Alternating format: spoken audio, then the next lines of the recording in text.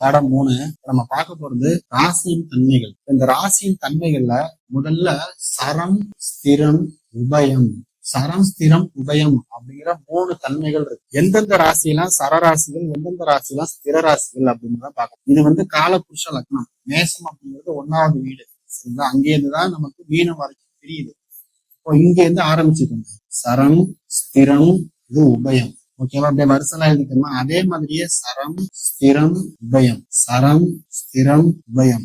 சரம், ஸ்திரம், உபயம். இவ்வளவுதான். இந்த சரம், ஸ்திரம், உபயம் அப்படிங்கறத ஞாபகம் வச்சு, இந்த மேசத்துல இருந்து வீடு ஆரம்பிக்குதா, மேசத்துல இருந்து அப்படியே வருஷம் எழுதிக்கலாம். இன்னும் ஈஸியா எப்படி ஞாபகம் வச்சுக்கலாம்னா, இந்த 4 கார்னர் வருதுல்ல, இந்த 4 கார்னரும் உபயராசி. மிதுனம், கன்னி, தனுசு, மீனம். 4 கார்னரும் உபயராசிகள். இந்த பக்கம் ஸ்திரம், இந்த பக்கம் ஸ்தரம். அதே மாதிரி இந்த உபயத்துக்கு இந்த பக்கம் ஸ்திரம், இந்த பக்கம் உபயம். இதே மாதிரி நீங்க ஞாபகம் வச்சுக்கிட்டீங்கன்னா ஈஸியா இதை ஞாபகம் வச்சுக்கோ. சரம், ஸ்திரம், உபயம் பார்த்தாச்சு. அப்ப சரராசி எதுன்னு பார்த்தா மேசம், கடகம், துலாம், மகரம். ஸ்திர ராசிகள் பார்த்தா ரிஷபம், சிம்மம், விருச்சகம், கும்பம். உபயராசி மிதுனம், கன்னி, தனுசு, மீனம். ஓகேவா? சரராசிகள் எது, ஸ்திர ராசிகள் எது, உபயராசிகள் எது? அடுத்ததா நெருப்பு, நிலம், காற்று, நீர். சரம், ஸ்திரம், உபயத்தை பார்த்தோம். அடுத்ததா நெருப்பு ராசிகள்லாம் எது, நிலராசிகள் எது, காற்று ராசிகள் எது, நீர் ராசிகள் எது?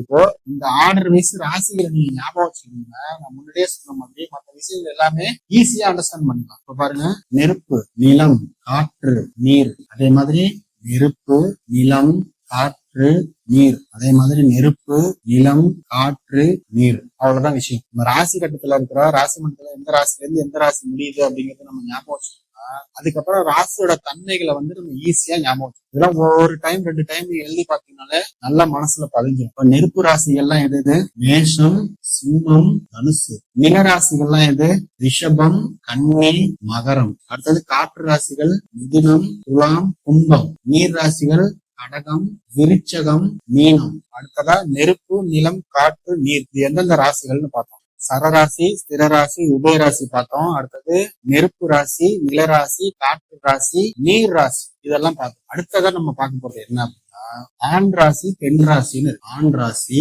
பெண் ராசி. எதெல்லாம் ஆண் ராசி, எதெல்லாம் பெண் ராசி அப்படிங்கறது தெரிஞ்சுக்கணும். இங்க இருந்து ஆண் ராசி எழுதிட்டீங்கன்னா அடுத்தது இது பெண், இது ஆண், இது பெண், இது ஆண், இது பெண். இப்படியே வரிசையில ஃபில் பண்ணிக்க வேண்டியதுதான். இப்படியே போயிடும். ஆண் ராசிகள்லாம் என்னன்னு பார்த்தோம். மேச ராசி, மிதுன ராசி, சிம்ம ராசி, துலாம், தனுசு, கும்பம். இந்த 6 ராசிகளும் ஆண் ராசி. பெண் ராசிகள்லாம் ரிஷபம், கடகம், கன்னி, விருச்சகம், மகரம், மீனம். இந்த 6 ராசிகளும் பெண் ராசிகள். அடுத்ததா அகம், புறம் அப்படின்னு இருக்கு. அகராசிகள்லாம் எது, புறராசிகள்லாம் எது? ஆண் ராசிகள் இருக்குல்ல, ஆண் ராசிகள் எல்லாமே அகராசிகள். பெண் ராசிகள் எல்லாமே புறராசிகள். புறம், அகம், புறம், உள்ற வெளியேன்னு சொல்றோம் பார்த்தீங்களா? அதே மாதிரி ஆண் ராசிகள் எல்லாம் அகராசிகள், பெண் ராசிகள் எல்லாம் புறம் சார்ந்த ராசிகள். அடுத்ததா மனம், உயிர், ஆன்மா. மனம் சார்ந்த ராசிகள்லாம் எது, உயிர் சார்ந்த ராசிகள்லாம் எடுத்து ஆன்மா சார்ந்த ராசி. நம்ம சரம், ஸ்திரம் எழுதுற மாதிரி எழுதுற வேண்டியதான். மனம், உயிர், ஆன்மா. அப்படியே மற்ற ராசிகளுக்கு எல்லாம் வரிசலா போய் ஃபில்அப் பண்ணிக்க வேண்டியதான். மனம், உயிர், ஆன்மா, மனம், உயிர், ஆன்மா, மனம், உயிர், ஆன்மா. ரொம்ப ரொம்ப முக்கியமா ஞாபகம் வச்சுக்க வேண்டியது தர்மம், கர்மம், காமம், மோட்சம். இந்த 4 அடிப்படையை வச்சுதான் நம்ம கர்மாவை நிர்ணயமே செய்யறோம். இப்போ தர்மம், கர்மம், காமம், மோட்சம் அப்படிங்கிற 4 நிலைகள்ல இந்த ராசி மண்டலம் வேலை செய்யும். என்னங்கன்னா தர்ம வீடுகள் இதுதான். மேசம், சிம்மம், தனுசு. இந்த வீடுகள்லாம் பாத்தீங்கன்னா தர்ம வீடுகள். இதெல்லாம் கர்மஸ்தானம். ரிஷபம், கன்னி, மகரம்.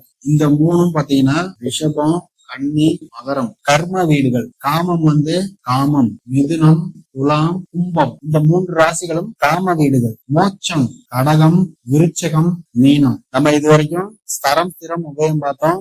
அகராசி, புறராசி பார்த்தோம். ஆண் ராசி, பெண் ராசி பார்த்தோம். நெருப்பு ராசி, நிலராசி, காற்று ராசி, நீர் ராசி பார்த்தோம். அடுத்ததா இப்ப நம்ம பாக்குறது தர்ம, கர்ம, காம, மோட்சம். இந்த தர்ம, கர்ம, காம, மோட்சம் இதை அடிப்படையா வச்சுதான் நம்ம கர்மா சம்பந்தமான விஷயங்களை ஜாதகத்துல ஆய்வு பண்ணுவோம். நான் இந்த தர்ம, கர்ம, காம, மோட்சத்தோட இந்த கர்மாவை பத்தி தெரிஞ்சுக்கிட்டு அந்த கர்மாவுக்கு தகுந்த மாதிரி உங்க வாழ்க்கையை மாத்துறீங்க அப்படின்னா அதுக்கு தகுந்த பலன்களை ஆட்டோமேட்டிக்கா இந்த பாவங்கள் வேலை செய்ய ஆரம்பிச்சிடும். இதை மட்டுமே தான் ஸ்ட்ராங்கா நம்பி ஃபாலோ பண்ணுங்க. மற்ற விஷயங்கள் இல்ல அப்படின்னு சொல்லல, நான் போய் அதுல மெனக்கடல, எனக்கு இது போதும் அப்படின்னு நான் நிப்பாட்டிட்டேன். அதாவது இது எப்படி சொல்லுவாங்கன்னா தர்ம திரிகோணம், கர்ம திரிகோணம், காம திரிகோணம், மோட்ச திரிகோணம் அப்படின்னு சொல்லுவாங்க பாரம்பரியத்துல. ஆனா இதுல எக்கச்சக்கமான சூட்சமங்கள் நம்ம கர்மா ரீதியா தெரிஞ்சுக்கலாம்.